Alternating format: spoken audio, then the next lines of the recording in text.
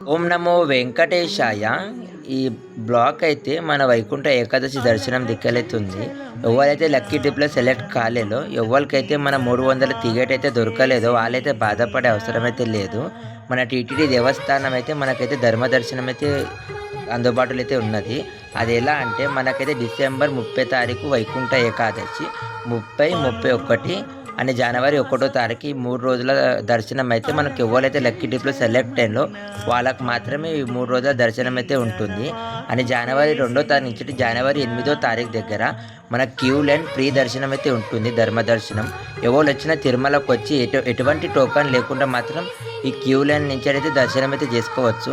మనకైతే 10 గంటల నుంచి 12 గంటల లోపు అయితే దర్శనం అయితే అవుతుంది అని మళ్ళీ ఇంకొకటి నాకైతే ఇంకొక అన్న అయితే కామెంట్ అయితే పెట్టిండు.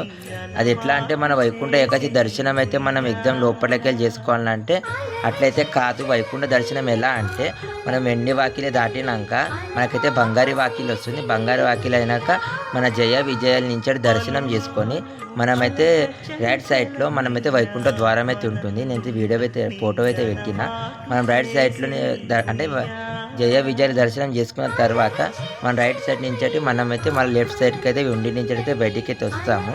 ఈ దర్శనం అయితే మనకైతే అవుతుంది. ఓం నమో వెంకటేశాయ. బ్లాగ్ అయితే మీకైతే ఆవిడైతే లైక్ కొట్టి సబ్స్క్రైబ్ చేయండి.